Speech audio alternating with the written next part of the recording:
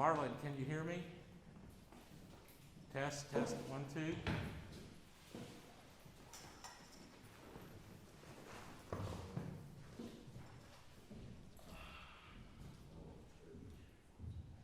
you know if she's got it all set?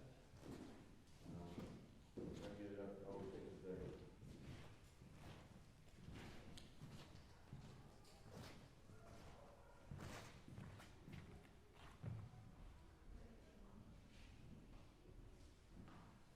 Testing, 1, 2, test, test.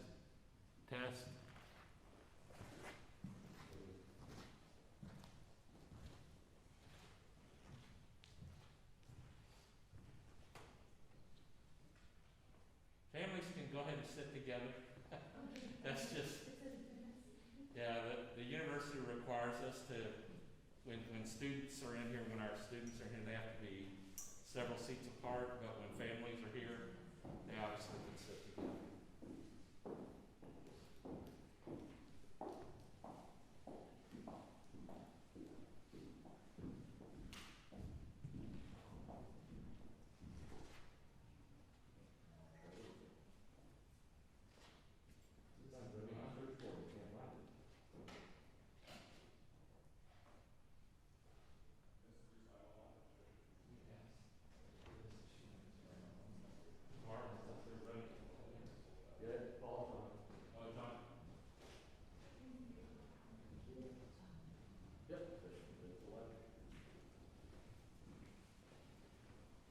If I do a quick mic test, will you be able to tell from there? Yeah, let me go out here. Okay.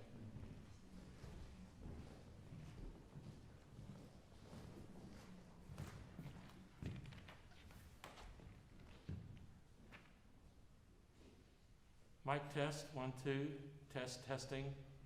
1, 2, 1, 2. Testing. Oh, it's good? Okay. All right.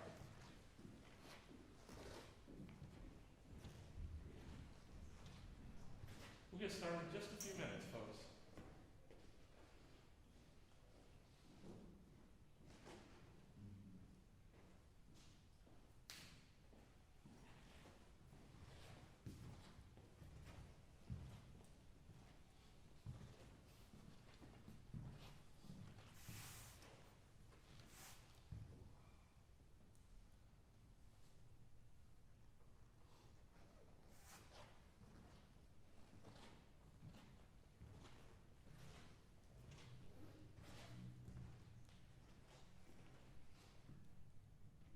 Glad to see all of y'all here today. Appreciate y'all coming.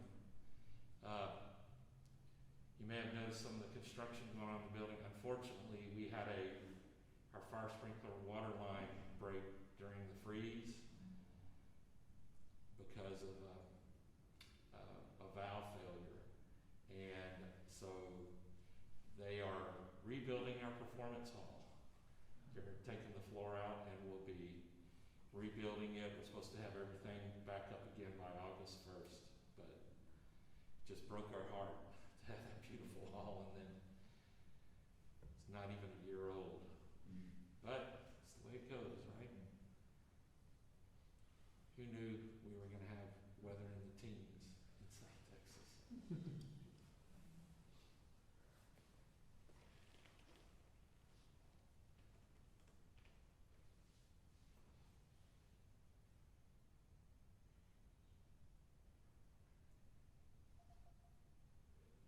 We're going to have people online as well as you guys here, so we're trying to get everything, make sure everything's up and running this morning.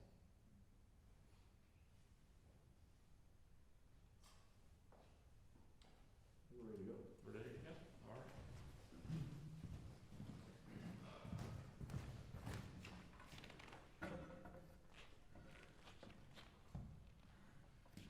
Good morning, everybody. Welcome. My name is Paul Hageman. I'm the director of the School of Music here at Texas A&M Kingsville. And I want to welcome, we have several people here in person this morning, and we have several more online, so welcome to all of you all. And we're happy to have you here. We're going to, this is one of our audition days for admittance to the School of Music and for scholarship consideration. And so this morning I'm going to just tell you a little bit about our program and answer any questions that any of you may have. If you're online and have questions, you can send those via the chat to Dr. Zinninger, and he'll pass them on to me at any time. And folks here in the audience, any of you that have a question at any time, please don't hesitate. This is very informal. This is just a chance for us to tell you about our program. And then at about 10 o'clock, we'll go probably till about 9:45. And at about 10 o'clock today, we will have somebody here from admissions and and financial aid. So folks here, parents, some of you may have some questions, and it's your chance to ask a real live in-person person, which is not always the case, some questions. And then online, again, we invite you all to attend that session. Then after that, I believe our students will be meeting virtually with many of our applied professors. Some of our professors are here this morning to meet some of you that are here, and others will be meeting online with students. So we're just trying to get more information to everybody today, and hopefully after this morning's, we're done here, that you'll know exactly what you need to do and have all the information you need. So I have parents, some of you, I have a son in college right now, so I know exactly where y'all are in terms of this, and it is it's an unusual time with COVID and everything else, but a college education is so valuable today, and one of our goals here, and I'll just say this, all the music schools across Texas, we want every student who wants to get a degree to get a degree, to be able to do that. Y'all are here today to audition here. We hope all of you will come here. But if it turns out you don't come here, we hope you will go someplace else, to another university, and get your degree, because it's that important. And so we're glad you're here today, and please make yourselves at home. And those of you online, again, any questions at any time, please fire away.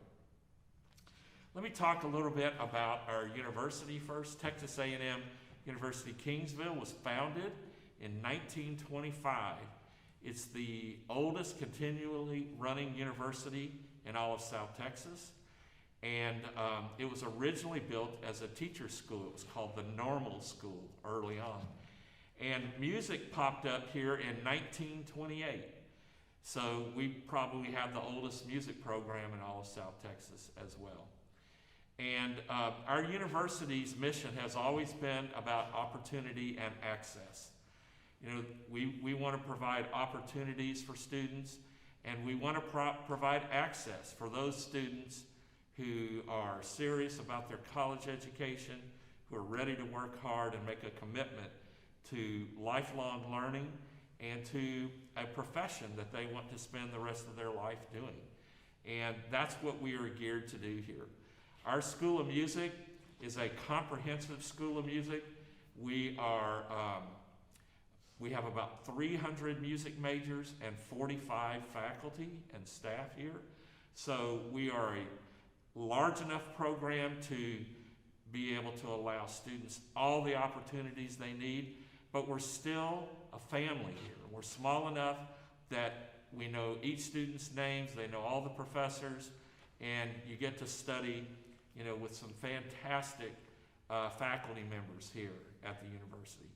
So it's and with our new building here that we're in now, we feel like the sky's the limit on what we can do. And we're actually, and I'll talk a little later, that we're working to expand some programs and other things. But just know that our School of Music is ready to meet all the needs of the students of Texas and beyond. So I mentioned we're a comprehensive School of Music, and we're also a member, we're institutionally accredited by the National Association of Schools of Music. And this is a national organization that certifies and checks standards for universities that want to join. And we've been a member of NASM, as it's called, since 1960. So we've been a member longer than anybody else in South Texas. There are a couple of universities in recent years who've just joined. We're glad they have, but we've been doing this for 60 years here. And NASM has a lot of standards for not only what you teach and how you teach it, but they have standards for code of ethics and all kinds of other things. And so we followed those things to the letter. We went through our last review in 2017, just about 4 years ago, and we were one of only 20 universities in the nation that went through without a standards complaint. In other words, everything that we had been doing that we reported on was 100%, and that year there were 180, nearly 180 universities that had some kind of deferral for their accreditation, but we were one of 20 in the country, so we're very proud of that. We work to uphold very high standards here, both academically and musically, but we also, as I said a moment ago, we feel like our music school is a family, and our students that are here, they spend all day in this building, and they're around each other all the time, they help each other. Typically, our music students are here all day except when they have to go to a class in another building, like an English or math class or something like that. So we're aware of that, and we try to make this home for them. And one of the great things about this new building is there's several locations throughout the building where students can hang out and study, chat a little bit, socially distant right now, but they can, they're also meeting each other for rehearsals and other things like that. So it's just a great place. Our old building was 1/3 the size of this building, and we had greatly outgrown that. But this building, we still have room to grow, and we're just finding out all the things that we can do in this fantastic facility. As I mentioned, our music faculty is just first rate. We have faculty from all over the world that teach here, and they all have something in common. It's they care about their students. And that's one of the things, I'm one of the people that helps hire these faculty, and we look for people who are dedicated to the students' education. And we have that. We have great people here who are very, very interested in helping students, whether they want to be a music teacher, a music performer, a music administrator, any of those things. We have folks that just will do anything for their students. And one of the remarkable things is our faculty are here all the time. They'll come in on weekends and work with students. They'll come in the evenings and work with them. We don't punch a clock around here. We just do what the students need, and we work with them. And it's just so enjoyable to be around here. So let me talk a little bit about the degrees that we offer here at Texas A&M Kingsville.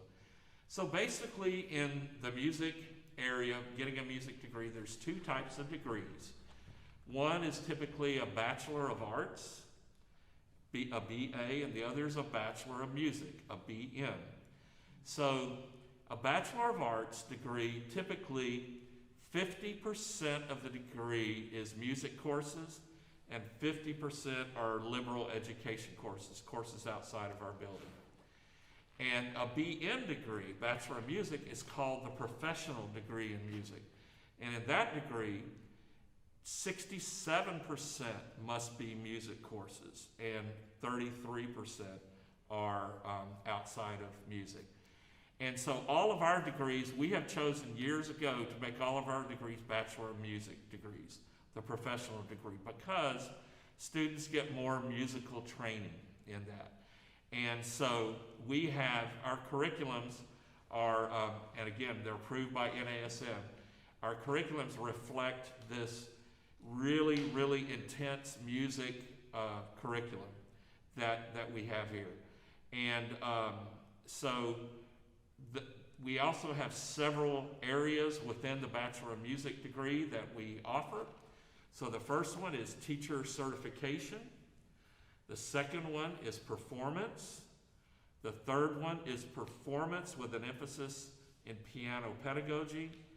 And then the last one is performance with an emphasis in jazz studies. So I'm going to kind of go through those degrees a little bit. The first is the teacher certification degree. This is our most popular degree. We have a large percentage of our students that plan to be music educators.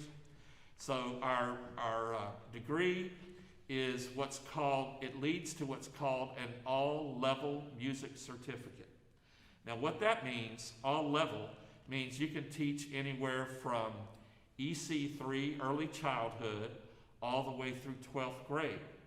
So we prepare our students to teach little kids and big kids all the way through.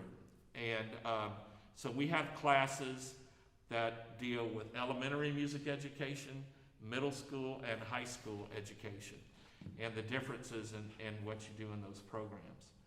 So the other thing to know about the teacher certification program in Texas is that in order to be certified, in order to teach in Texas, in a public school, you must be certified. And certification requires two things. Number one, it requires a degree from a university that had a teacher certification program, which is us. And then number two, you have to pass the licensing exam for teachers. And it's called the Texas exam, TEXES. And actually, you have to take two tests and pass two. One of them is called professional education, and it has to do with the teaching profession in general. And in our teacher certification program, you'll take 21 hours of courses from the College of Education.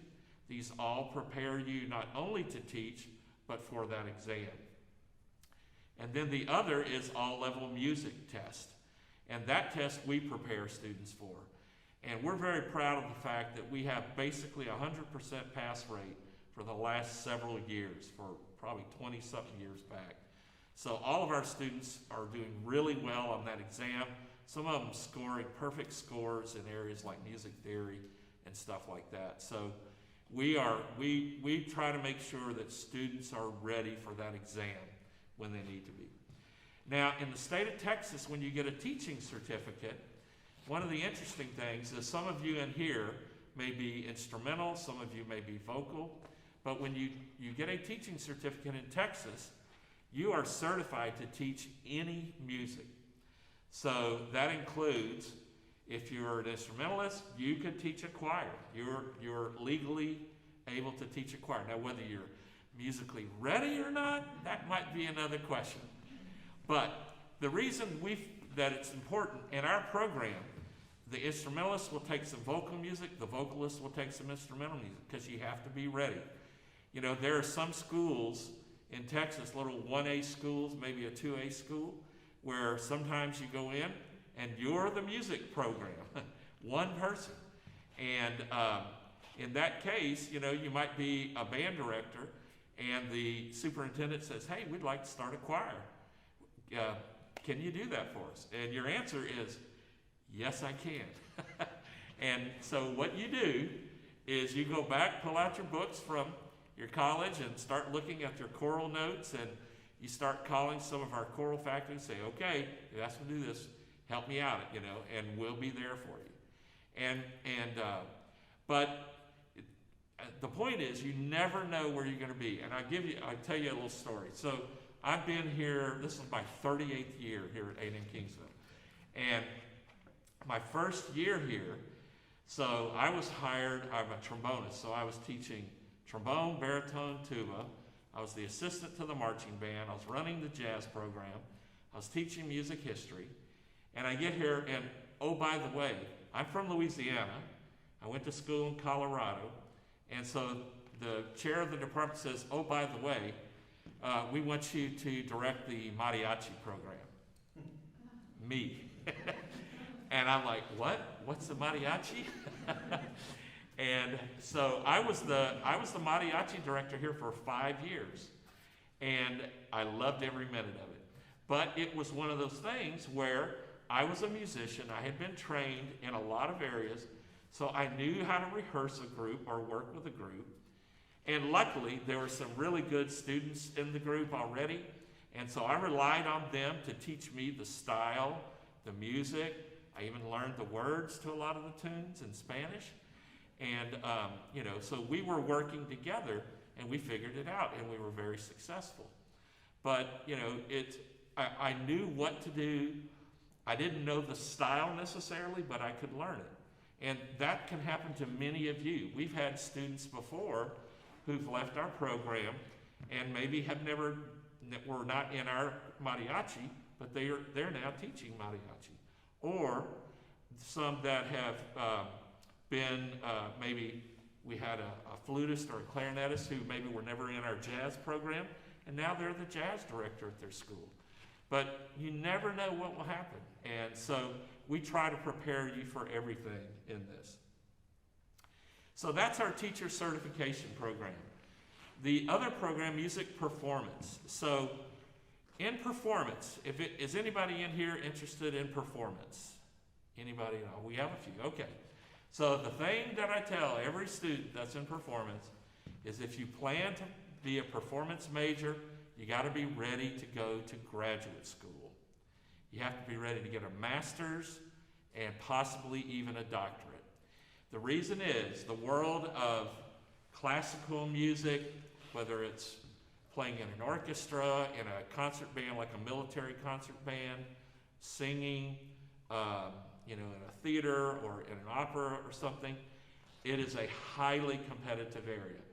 And most of the people who are in those, that are in those types of ensembles have a master's and or a doctorate.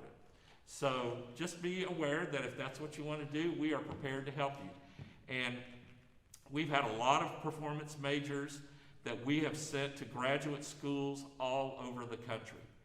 And, we have students that we've sent to Indiana University, the Eastman School of Music, University of Miami, in Texas, the University of North Texas, University of Texas Austin, Texas Tech, University of Missouri, Kansas City, University of Northern Colorado, University of New Mexico, University of Southern California. These are just, the schools I'm naming are just where we've had students in the last 5 to 10 years. And so, sometimes they want to go and explore and do something else there, and we're very supportive of them doing that. Also, I'll tell you guys, we have a master's program here too that I'll talk about in a minute. And we've had many of our students come back into our master's program. But just be aware, in performance, if that's, if your heart is in that area, be ready to go to graduate school, because that's a must in today's world. And so in that area, of course, you concentrate on your performing. We expect you to practice usually, maximum number of hours today that you have in your schedule. And we expect a lot of our performance majors, and we really push them to achieve, so that if they do want to go to a grad school, and if that's their plan, that they'll be ready to go. And I'll tell you this, all of our students that we've sent off to all these big schools, many of them have gotten graduate teaching assistantships, many of them have gotten full ride fellowships, big scholarships, and they've all done very, very well. So we're really proud of our ability to help our students. The other part of that is because our faculty, it's a large faculty, and we come from all over the country and the world, we have a lot of connections, and so we might have a connection with a school where a student wants to go, and so we can kind of help point them, have a friendly face for them up at that school so that they don't feel all alone when they get there. Then our other 2 degree programs in performance, one concentrates in piano pedagogy, which helps people to set up their own community piano studio where they teach lessons out of their home or maybe out of a local music business. And so that program, we've had several students go through and even start their own studios. Then our other program is in jazz studies. And jazz studies, we have a very strong jazz program here. And our students learn a lot of the basics of jazz, improvisation, arranging, jazz pedagogy, and all those things. And then we, again, send them off to grad school to work and improve their chances of getting into some kind of professional jazz group. So those are our bachelor's programs. At the master's level, we have 3 different programs. We have music education, we have performance, and we have conducting. So our conducting is our newest program. It's only in about its 2nd or 3rd year, and we've had several students interested in that program.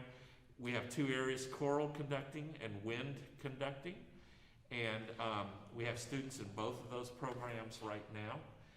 And oftentimes students who want to be music educators, they'll get a degree in teacher certification. Then some of these students have come right back in to do a conducting degree, because it really kind of helps hone in on, what most band directors, choir directors will be doing, which is conducting. So that's a really popular program that's just begun. Like I said, those are done in the long semesters. In other words, it's a 2-year program, and they're done in fall, spring, so that there are ensembles here for students to direct. Our Masters in Music Ed is primarily a summer program, because a lot of our people who are music teachers can't go to school during the year, so we offer the program in the summer, and they can basically go 3 summers. We set it up. If you go 3 summers in a row, you can get your Masters in Music Education. Any questions so far from anybody? Any online? Nothing? All right, I must be doing a pretty good job. So, all right. Let's talk a little bit about the types of classes you take in a music degree.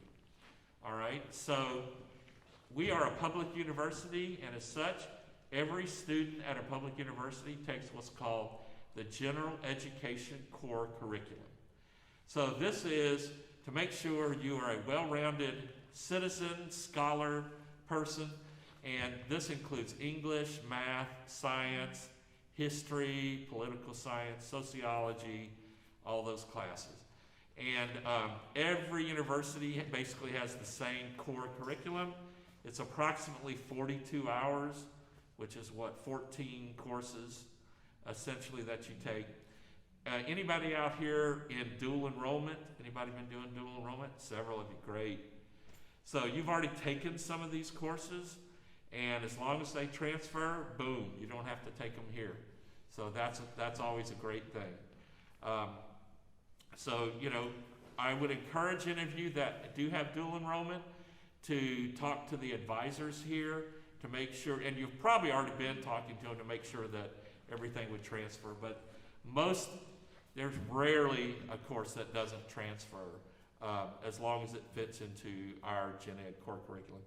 I'll just mention the state legislature is working on this very issue right now to try and make sure that all courses transfer easier. And so we all, at the university level, we all welcome that very much. So that's 1/3 of the courses you take, essentially. Then the other 2/3 are music classes. And I'm just go over some of the types of classes. Now we have what we call academic music classes. These include music theory and music history. So music theory is where you learn the form and structure of music. You learn about scales, chords. You learn all about analyzing music and all sorts of things that help you understand the structure of music that you're teaching. It's one of the basic building blocks in music, that you have a good grasp of music theory, because as a music teacher, you use it every single day. And then the other area is music history. Music history, you learn about, obviously, the history of music, why certain things are done certain ways. You learn about performance practices. You learn about styles. There's so many different styles of music out there, and you learn about style and culture of all this music, and it really helps you as a musician to be able to put music into some of these areas. So that's some of our courses. Then we have applied music, and applied music is is private lessons. So every college student, every music major gets a private lesson every week, usually for about an hour. And you work with one of our music faculty one-on-one. They will give you stuff, assign you each week to do, and send you on your merry way to practice in our building and practice and work on all these concepts and ideas. And the great thing, too, about having an applied music teacher, that person is also your advisor. So we're really fortunate here in music programs. You actually have 2 advisors, well, at least 2. One is your applied teacher, and they really stay on top of your music progress. The other is we actually have a young lady, Miss Priscilla Guerra, and she is our music advisor. She works with all the freshmen and sophomores on all their classes, and she will help make sure you get into all the right classes. But on most places and most universities, you don't see your advisor but maybe once a semester. Like I said, our students see their advisor every week. And so our applied faculty are always checking with students. How's your classes going? How's your practicing going? How's everything? We're always checking with students to make sure they're okay. So we keep a very close tab and relationship with our students. Then we have our ensembles. So we have over 30 different ensembles here at the university. I'll name as many as I can. So in the band program, there is the Javelina Marching Band, which is incidentally the only college marching band in all of South Texas. And we're very proud of that group. They are fantastic. They were supposed to perform at state marching this past year, but as we know, didn't exactly happen. We have that group. It's over 200 members strong. And then we have our band program. We have the Wind Symphony, which is our top group, Symphonic Band, Concert Band, and University Band. So we have 4 concert bands. And these concert bands run year-round. We don't just do marching band in the fall and spring, we do concert bands. We have concert bands throughout the year. So students can, if you're a music education instrumental major, you are in marching band in the fall, but almost all of them are also in a concert band. And that's by audition, and we really have a great, very active program. Then in our choral program, we have our concert choir, we have chamber singers, we have our women's chorus, we have opera workshop, and musical theater. So there are lots of areas for our vocal and choral students to participate, and they're very active, performing a lot, and we try to do maybe 1 opera scenes and maybe full-fledged opera each year. It's kind of tough in COVID times, but we do a wide variety of music there. Our orchestra is a great program. So our orchestra is a full orchestra. We actually perform in collaboration with the city of Kingsville. So all the wind, percussion, and some of the string players are our students. We hire some professional string players right around concerts, and we form what's called the Kingsville Symphony Orchestra, the KSO. And because we hire these professional string players, we play top-level music from the beginning. We're playing Tchaikovsky symphonies, all kinds of great pieces, and so it's really a great program. We have the orchestra, we have a chamber orchestra, and we have string quartets in that program. Then we have our jazz program. It consists of 4 jazz bands, 1, 2, 3, and 4, and 2 jazz combos, 1 and 2, and a Latin jazz ensemble. Occasionally we have other groups, like I think there's a jazz trumpet ensemble out working right now. We had a jazz trombone ensemble last semester. So we're always performing and doing things with those groups. We have an annual jazz festival here now in its 53rd year. And so that's coming up actually 1 month from today, we'll be in Jazz Festival mode. It's going to be a little different this year because we're live streaming all the events. Then we have Mariachi Javelina, which is the first college mariachi program in the United States. This was formed back before I was here in the late 1970s, and we're very proud of this program. It's a great group. They perform all over the place. They performed down at the state capitol in recent years a few times, so very proud of that group. Then we have what we call our light chamber ensemble. So we have flute choir, we have clarinet choir, double reeds ensemble, saxophone ensemble, saxophone quartets, woodwind quintets. We have trumpet ensemble, horn ensemble, trombone choir, tuba euphonium ensemble, percussion ensembles.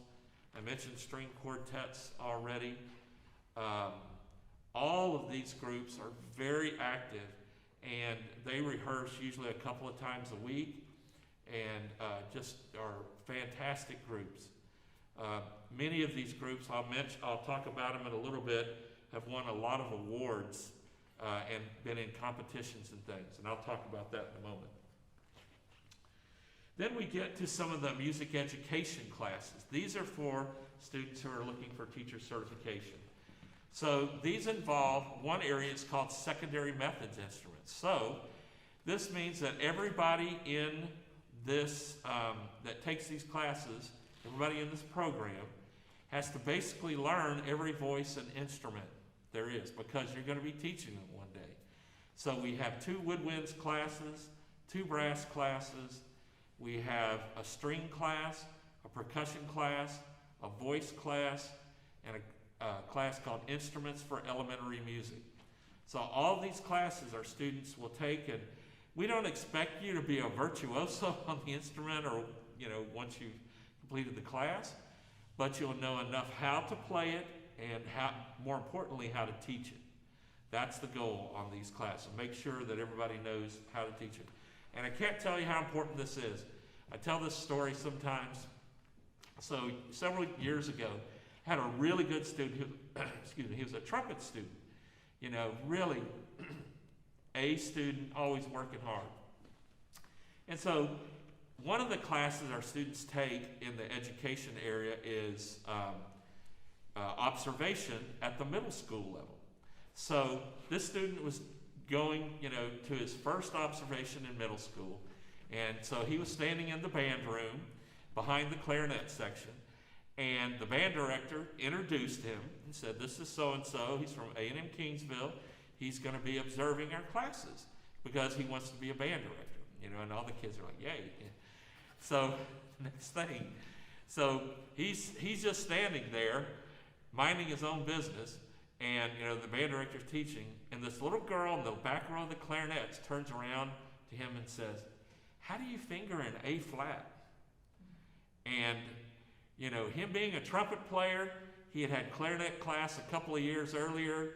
He couldn't exactly remember. He said, I'm not I don't really know that right offhand. And she looked at him and said, "I thought you were going to be a band director." Whoa. So he said, I said, "What?" And he's telling me the story. I said, "What did you tell her?" He said, "I'll tell you when I come back tomorrow." And so he went home, got his books out, got the clarinet fingering chart, and the next day he went and showed her how to do it. And so that's what you have to be ready to do. But it just shows, and we don't expect everybody to know everything. And this student was smart enough to realize, I'm not going to try and make up something or tell her something wrong, but I'll find the information. But you have to be ready. And so it's so important to know these secondary instruments. In many ways, these are amongst the most important classes that our students take. And we actually put instruments in the students' hands. We have all these instruments here. And so the students can really learn to do that. We have conducting classes as well, where you learn the art of conducting. And we also have music education classes. One of them is elementary music methods, and the other is high school music methods. So you take these classes, and we give you teaching ideas, plans, rehearsal techniques, all sorts of things to do with your group. So our students love those classes, and they get so much information from our faculty. And then we have performances. We do lots of performances here, anywhere from 150 to 200 performances a year. And so our performances are usually 4 nights a week, Monday through Thursday, and most nights there are 2 performances that go on. Sometimes more, because now that we have both the performance hall and the recital hall, although it's out of commission at the moment, we sometimes run 2 recitals even at the same time. So we give our students every opportunity to perform and to grow as musicians as much as they want to. Students love, very excited to do their senior recitals, and we're very proud of our students, and with these great facilities, it's really an amazing experience for our students. Any questions about the classes and the kinds of things you'll do here? All right, let's move on.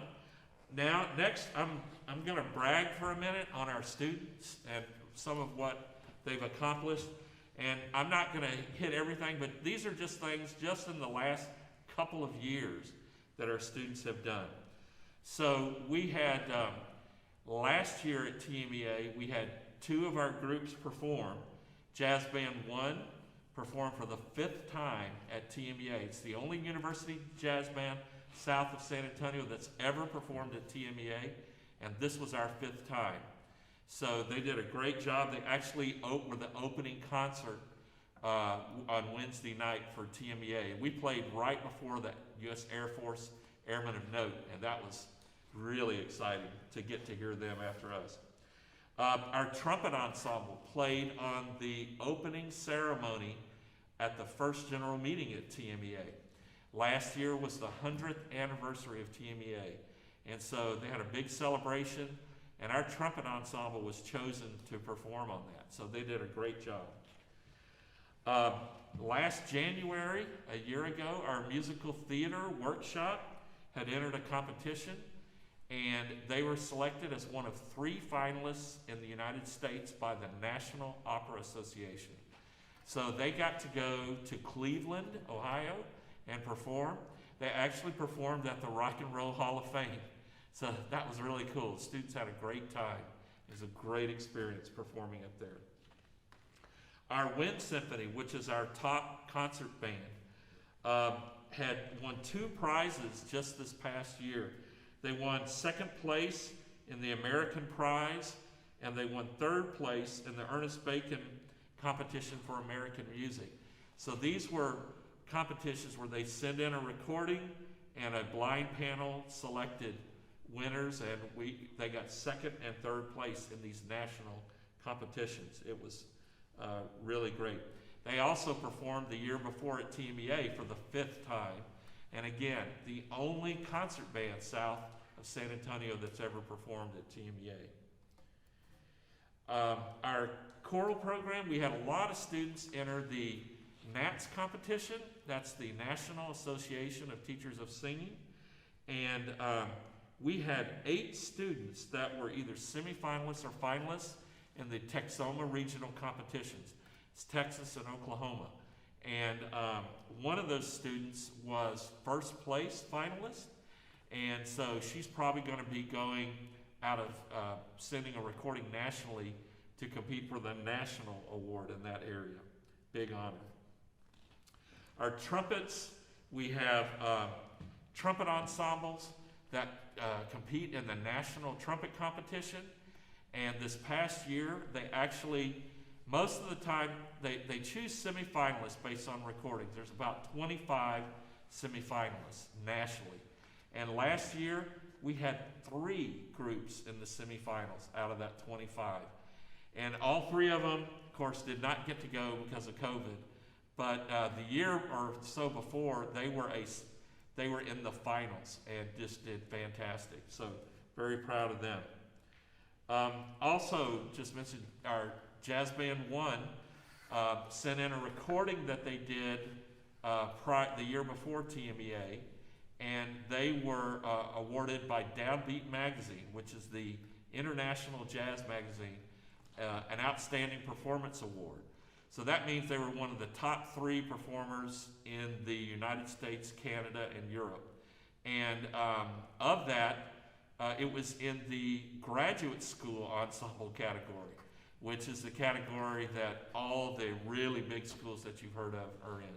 So we're very proud of them. That was our 3rd award. And we're going for a 4th one right now. So we're supposed to hear our performance at TMEA last February. We should hear within 2 to 3 weeks if we got a 4th award from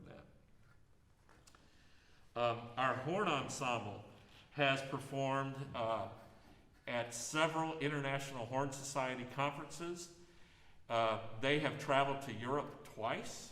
They went to London about 8 or 10 years ago, and their quartet entered the national competition, International Horn Quartet competition. They won 1st place. And then 2 years ago, they went to Belgium and again entered that competition and again won 1st place in the world. So that's a big honor. We're also very proud to announce that next year, 2022 in August, we will be hosting the International Horn Society here on our campus. And so our facilities will be used by them. There'll probably be 500 horn players from all over the world descending on Kingsville for about a week. So we're really excited about that.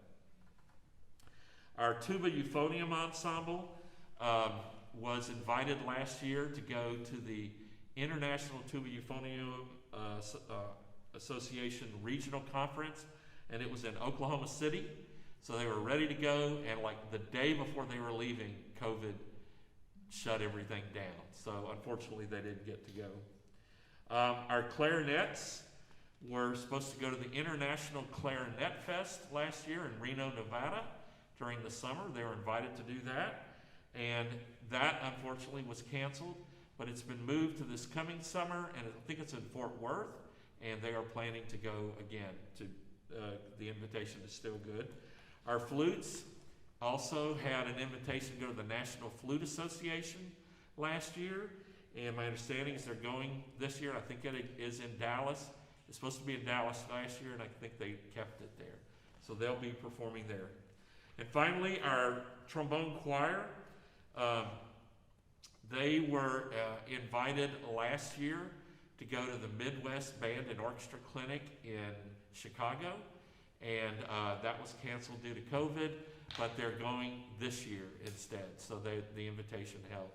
And also, one of our quartets, trombone quartets, just like a couple of weeks ago, found out they were one of the finalists in the International Trombone Association Quartet Competition, and so they'll be traveling to Georgia this summer to compete in that. And they had previously traveled also to Europe, to Spain, to perform at the international conference there.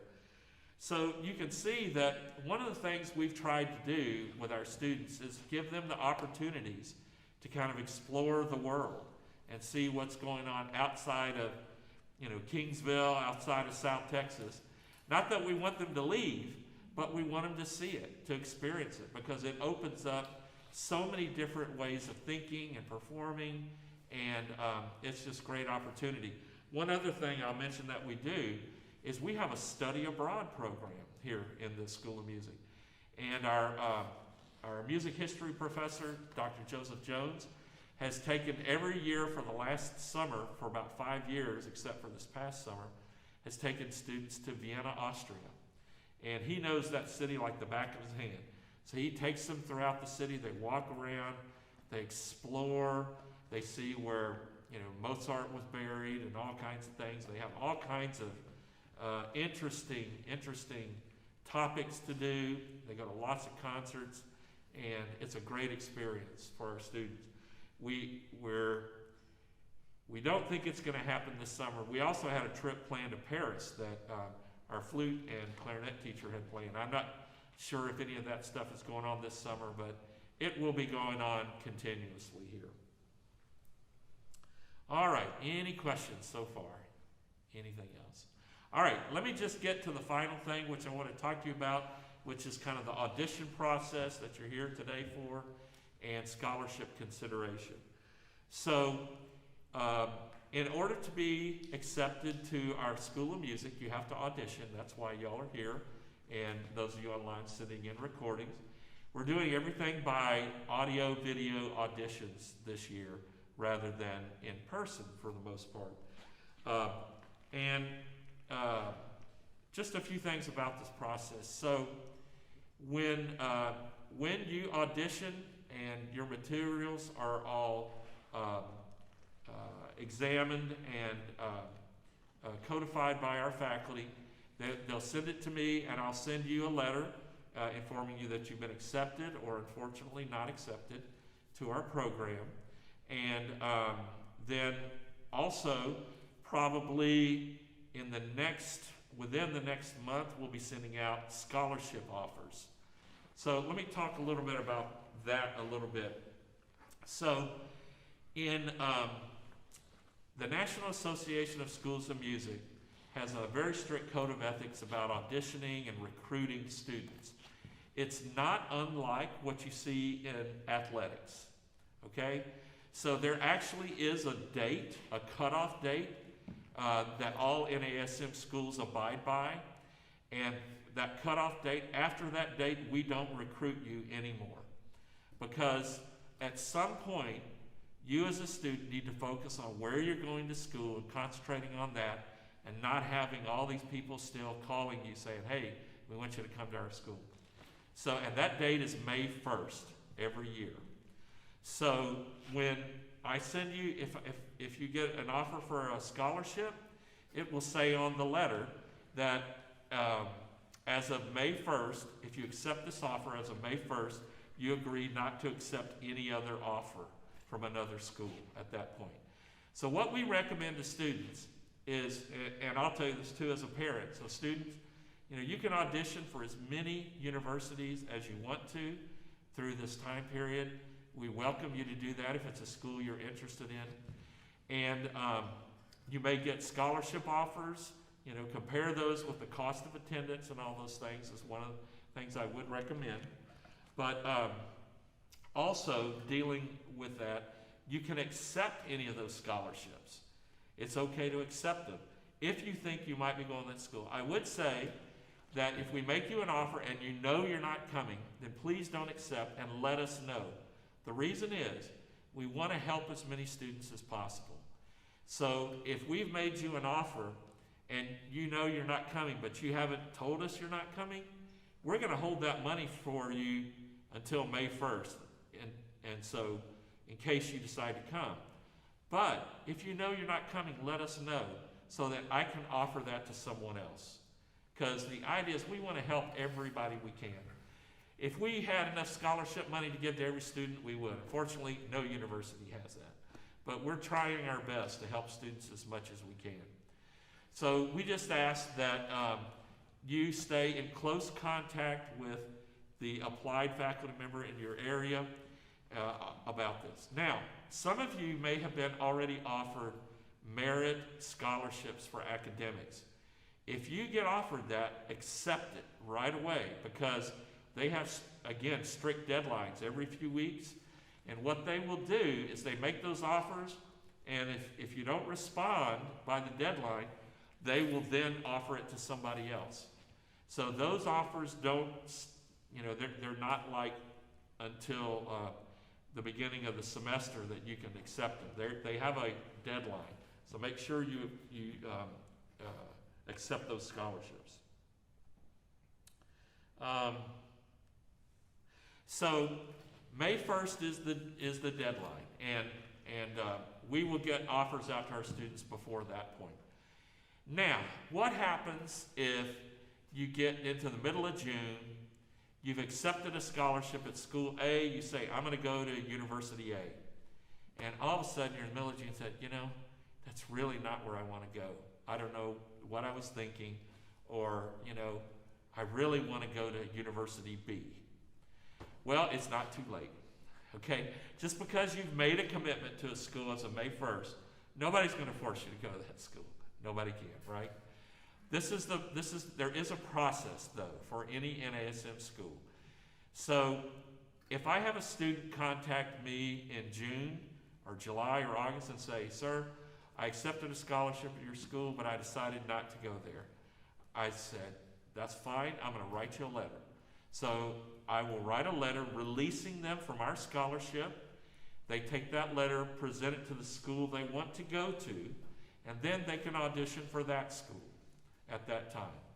Okay, so if I have a student come to me in June or July and say, I'd like to audition for your university, my first question to them is, great, we'd love to have you, but have you already accepted or been accepted at another music school? And if the answer is yes, I tell them, okay, if you would go to the chair of that department and ask for a release letter, once I get that, then we can consider you. But we won't let anybody audition for us after May 1st if they've already auditioned and been accepted someplace else. Now, if somebody tells me, no, I didn't audition because I didn't think I was going to be a music major, I was going to be engineering, but I changed my mind, so I didn't audition any place, then we'll audition them at that time without a letter. But we just ask that once this process gets going, and if you get accepted and you decide to come, and then you change your mind, just let us know. Because we want, we hope everybody will come, and we'd love to have you. But if you're going someplace else, we wish you the best. But we just need to know, because we do a lot of planning for every student before they get here. And so we just need to know who's going to be here and who's not. Now, sometimes things come up at the last minute of which you have no control over and things happen. That's fine. And when that time comes, if it does come, just let us know. So we've had students before who said, I'm supposed to come here in 2 weeks, to start school, but we've had a financial issue in our family and I can't come. Can I delay it till spring? So absolutely. Absolutely. And we'll work with students on any situations like that. The other thing I want to tell you about is this great program that our university is doing this year. If you haven't heard about it, get some details from the person who's going to be here at 10 to talk about this. And that's the Javelina First Year on Us program. So the university, if you meet certain financial requirements, the university will pay for your first year tuition and fees. And so, there's, I don't know all the parameters of that exactly, and I'm not going to try and mislead anybody by telling you, but you can look on our university website and see immediately some of the information on that. It's a tremendous program and help to students who are incoming this year. So please check that out. When the financial aid admissions person is here a little while, if y'all may want to ask some questions about that program, and I encourage everybody to look at that because we're very excited the university is doing that this year. Okay, we are just about out of time. Are there any questions though before we break out? No questions here online? Hot dog. I'm smiling behind the mask. Isn't that weird? In the age of masks, you start reading people's eyes, but it's kind of hard to know when they're smiling or frowning sometimes. So, all right. Well, again, I thank all of you for coming today. I hope while you're here, y'all get a tour of the parts of the building you can see today. And just know that if you have any questions, please feel free to contact me at any time. Again, my name is Paul Hageman. My information is on our tamup.edu/music website, and you can contact me by phone or email, and I'll answer questions, and if I don't know the answer, I'll find somebody that does for you. So thank you all for coming today. Those of you online, thank you so much. We're going to take a short break. We'll have somebody here from financial aid soon, and some of you will start meeting with your applied faculty. Thank you very much. All right, thank you, everybody.